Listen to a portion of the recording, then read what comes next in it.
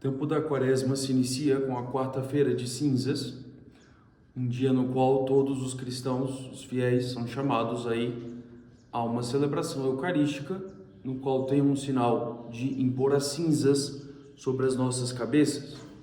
A liturgia da igreja prevê que enquanto o presbítero impõe as cinzas nas cabeças, que pode dizer duas frases. Uma é: tu és pó e ao pó voltarás, uma frase que é tirada do Gênesis, que faz muito sentido com o símbolo que se está utilizando das cinzas.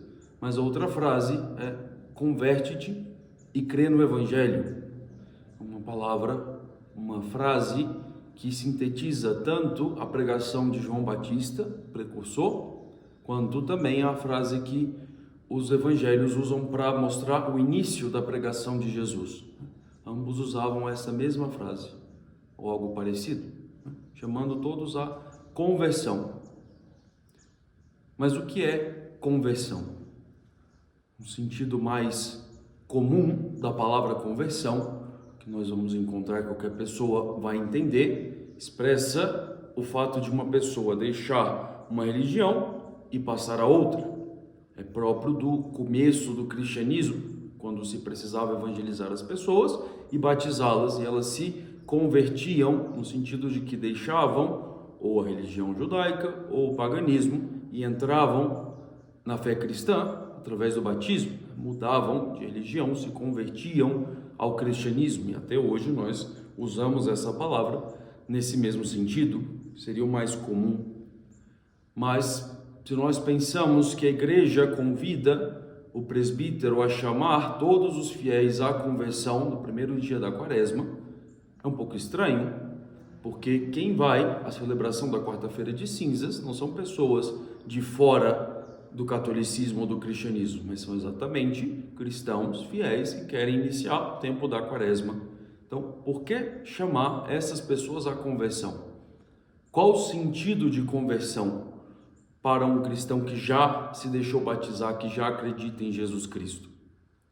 Pois pode nos ajudar muitíssimo nós voltarmos às Sagradas Escrituras, buscar nas Escrituras o que se fala sobre a conversão, o que se entende nas Escrituras sobre conversão.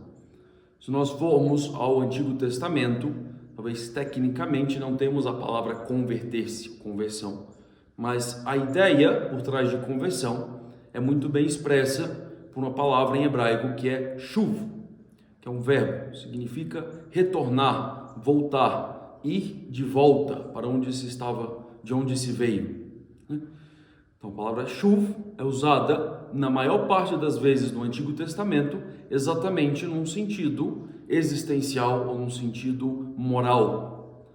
Não no sentido físico, que seria o mais esperado, mas no sentido moral. Uma pessoa que vivia uma vida de pecado e shuv, retorna à comunhão com o Senhor, volta para Deus.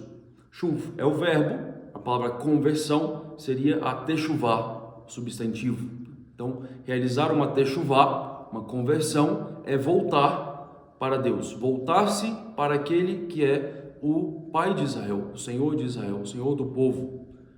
Um salmo que pode nos ajudar muito a entender essa ideia de retorno no Antigo Testamento é o Salmo 50, que se diz, ele mesmo fala de si mesmo, que foi composto pelo rei Davi, quando o profeta Natã o acusou do seu pecado. Diz a Escritura que o rei Davi mandou chamar a mulher de Urias, enquanto este estava na guerra, e adulterou com ela, e depois fez matar o próprio Urias para poder ter essa mulher como sua esposa. E Natã aparece na vida de Davi e denuncia da parte de Deus o pecado de Davi.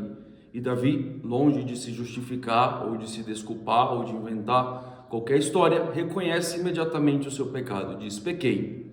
E a Bíblia atribui esse Salmo 50 a esse momento desse retorno de Davi, dessa saída de Davi do pecado, de volta para Deus.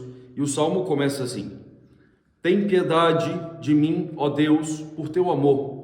Apaga minhas transgressões por tua grande compaixão. Lava-me inteiro da minha iniquidade e purifica-me do meu pecado, pois reconheço minhas transgressões e diante de mim está sempre meu pecado.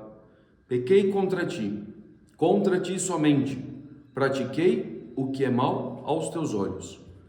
É uma ideia muito clara dentro da Escritura e podemos dizer da parte de Deus.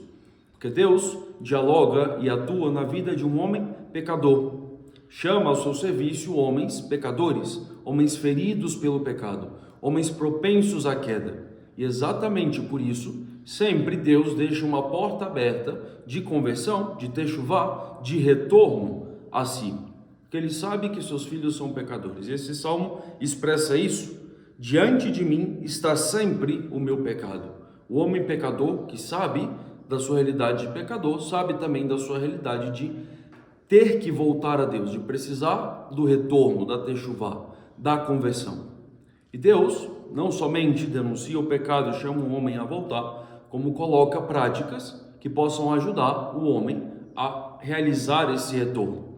Vários ritos do Antigo Testamento, vários sacrifícios, o próprio ato de pôr cinzas sobre a cabeça, rasgar as vestes, o jejum. São várias práticas que aparecem no Antigo Testamento que queriam exatamente ajudar o povo a entrar nessa lógica penitencial, de retorno, de techuvá, de voltar ao seu Senhor.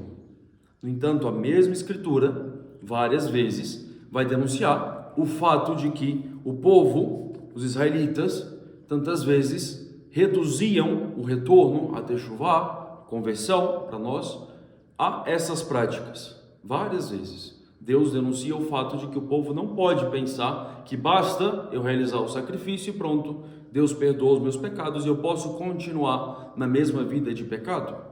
Não basta essas práticas. É necessário que a conversão, que a techuvá, que o retorno seja profundo do coração, moral, existencial. Não é simplesmente realizar determinado rito ou outro que faz com que o povo ou o israelita pecador volte ao seu Senhor. Não. Tem que ter uma conversão sincera, do coração, profunda. Expressa isso muito bem o profeta Isaías. No capítulo 58, ele diz, né? E o povo pergunta, por que jejuamos e tu não vês? Mortificamo-nos e tu não tomas conhecimento disso? A razão está em que no mesmo dia do vosso jejum, correis atrás dos vossos negócios e explorais os vossos trabalhadores. A razão está em que jejuais para entregar-vos a contendas e rixas, para ferirdes com punho perverso. Por acaso consiste nisso o jejum que eu escolhi? Não consiste antes em romper os grilhões da iniquidade, em soltar as ataduras do jugo, e pôr em liberdade os oprimidos, e despedaçar todo o jugo? Não consiste em repartir o teu pão com o faminto, em recolheres em tua casa os pobres desabrigados, em vestires aquele que vês nu, e em não te esconderes daquele que é a tua carne? Mas Deus, de fato, denuncia ao povo que não adianta a prática exterior. É necessário que essa prática exterior toque o interior do homem. Essa ideia que aparece aqui no profeta Isaías pode nos induzir a um pequeno erro, a cair no moralismo.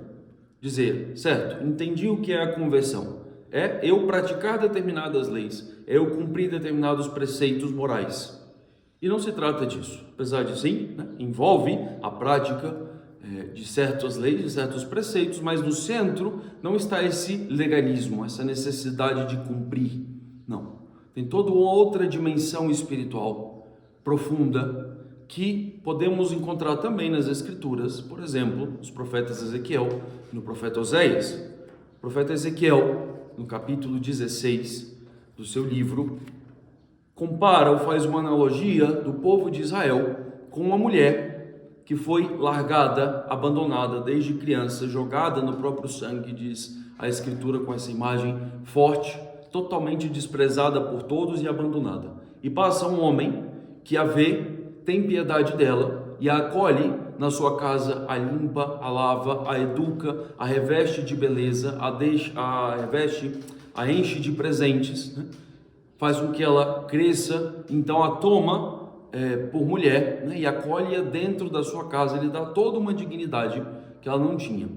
E essa mulher, em vez de demonstrar a sua gratidão com a fidelidade a esse homem, que agora é seu marido, que a salvou, prefere usar todos os presentes, a beleza que ela tem, para ir atrás de amantes. E gasta todo o seu ouro, por assim dizer, todos os seus presentes, tudo aquilo que ela tinha recebido do seu senhor, do seu marido, com amantes, vendendo-se, prostituindo-se, adulterando, abandonando aquele que a tinha salvo. E acaba que ela volta à mesma situação em que ela estava no começo, porque os seus amantes sugam tudo que podem dela e depois a abandonam. E esse marido, em vez de simplesmente também desprezá-la, vai atrás dela e a acolhe de novo. E disse o profeta Ezequiel que essa é a atitude de Deus diante do povo que foi salvo por Deus e depois foi infiel. Deus volta a buscar o povo e a chamá-lo para si, a restituí-lo na sua dignidade. Algo parecido acontece com o profeta Oséias. O profeta Oséias é convidado por Deus a se casar com uma mulher adúltera, que efetivamente depois o trai.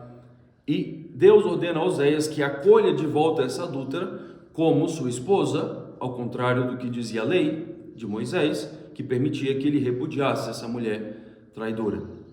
E o profeta Oséias cumpre isso que o Senhor falou, e Deus compara-se de novo ele com esse marido ofendido e o povo de Israel com a mulher, entretanto, dessa vez dizendo que o povo é ainda pior do que essa mulher adúltera, porque se recusa a voltar. Apesar de todos os bens que Deus derramou na vida de Israel, o povo continua com a cerviz dura, como diz a Escritura, não volta ao seu Senhor. E Deus diz, através do profeta Oséias, que exatamente por isso, porque o povo não reconhece o bem que ele fez, o que fará o Senhor?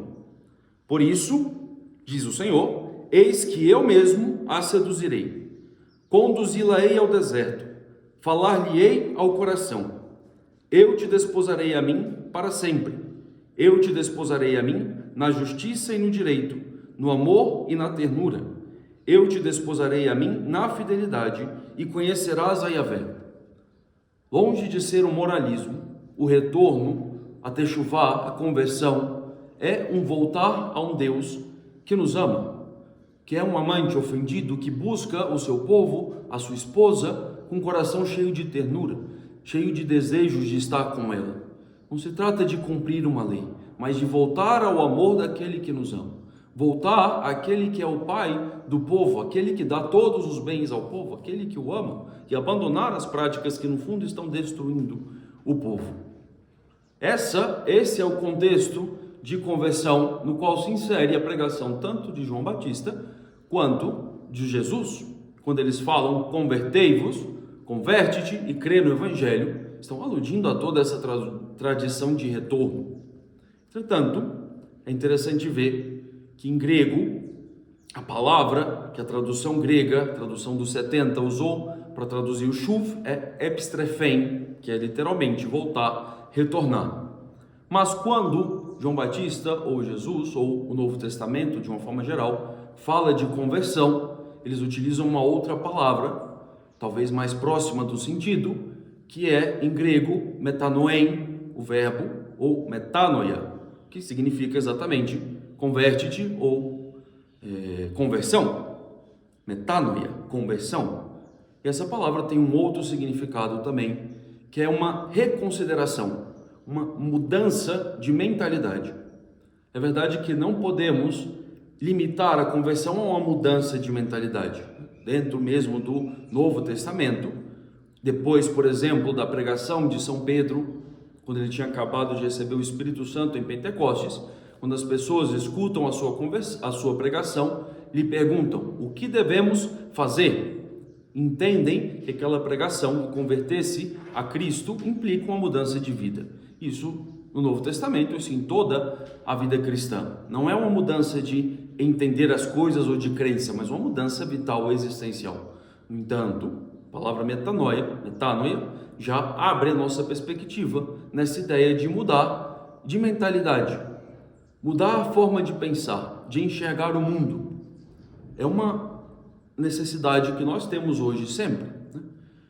Mas de uma forma especial hoje, que somos atacados por várias mentalidades que tentam se impor sobre nós, tentam condicionar a nossa visão de mundo, a nossa forma de enxergar as coisas. E São Paulo mesmo, na carta aos Romanos, já exortava os seus discípulos, os romanos, os cristãos romanos, a não se conformarem com este mundo, mas transformar-se, mudando a sua mentalidade, mudando a sua forma de enxergar o mundo, para buscar aquilo que fosse mais agradável a Deus. Também isso é conversão, mudar a nossa forma de pensar, deixar que o Evangelho critique a nossa forma de pensar, para que pensemos aquilo que é mais conveniente com a vontade de Deus, mais coerente com aquilo que Deus quer de nós. E ainda o Novo Testamento acrescenta mais um detalhe, porque se no Antigo Testamento o Shuv, a Teshuvah, era voltar a Deus, o Pai de Israel, o Novo Testamento acrescenta a figura de Jesus Cristo. A partir do advento, do evento Cristo, da aparição de nosso Senhor, converter-se a voltar-se a Ele, voltar-se ao Senhor. Por isso, de fato, Ele mesmo prega: convertei-vos e crede no Evangelho, que não são, no final, duas coisas diferentes, mas dois aspectos de uma mesma realidade, que é voltar-se para Jesus Cristo, voltar-se para o Senhor. Crer no Evangelho, ter fé em Jesus Cristo, é também converter-se, ou seja, mudar a direção da nossa vida e colocá-la em direção a Jesus Cristo, a figura do Senhor, que nos ama, assim como Deus Pai tem demonstrado. Essa é a conversão. Esse é o espírito da conversão, a qual nos convida a Quaresma sempre no início. Um retorno, uma mudança de vida, um recordar a dignidade na qual nós fomos criados. Tem, para concluir, um texto do Novo Testamento que sintetiza, que cria essa imagem do que é a conversão para nós. Muito profundo, muito belo. Uma parábola conhecida por todos nós, que está no capítulo 15 do Evangelho de Lucas, chamada exatamente da parábola do filho pródigo, que narra a história dessa família que tinha um pai e dois filhos, e o filho mais novo, no momento da sua vida, pede ao pai a sua parte da herança. Vejam a dureza desse pedido do filho, porque, no fundo, nós sabemos, a herança só é dada a alguém depois da morte daquele que tem a posse original. Ora, quando o filho pede ao seu pai herança, no fundo está dizendo: pai, eu gostaria que você estivesse morto. Não me interessa a sua vida, não me interessa a sua existência, me interessa o seu dinheiro, me interessa aquilo que você pode me dar, mas você propriamente seria melhor se você estivesse morto. E de alguma forma, mais impressionante ainda, é o fato de que o pai não se recusa a esse pedido absurdo, mas reparte os seus bens ao meio e dá a parte que cabe ao seu filho mais novo. E nos diz a parábola que este filho gasta todo o seu dinheiro numa vida devassa, sem sentido, e acaba numa situação de invejar os animais, de invejar a comida dos porcos. Então o Evangelho usa uma expressão muito boa, forte para nós, que diz que o filho mais novo caiu em si. Esse é um exemplo da conversão. Voltar-se para si mesmo, relembrar da sua dignidade, relembrar quem você é, o que significa ser cristão, um filho de Deus, que é exatamente disso que recorda o filho. Olha, na casa do meu pai, nenhum servo é tratado assim. Ele recorda que tem uma origem, para nós divina, mas que ele tem uma origem, que é o seu pai, que o ama, que trata as pessoas com muito mais carinho do que como ele está vivendo ali. Então ele se enche de palavras de arrependimento, de penitência e volta, faz esse chuva, esse retorno à casa do seu pai e encontra o seu pai que o espera, que o vê de longe, o abraça, o acolhe com beijos, não se importa onde ele esteve, dá um banho nele, reveste de novo com a bela túnica, com sandálias, com um anel, acolhendo aquele filho de volta à sua vida, como ele vai dizer depois: esse meu filho estava perdido e foi encontrado, estava morto e tornou a viver. Essa é a conversão para nós, sempre, voltar-se para um Deus que nos espera, que é nosso Pai, que nos ama, nos espera profundamente e quer nos devolver a dignidade de filhos seus, a dignidade de filhos que se sabem muito amados pelo seu Pai.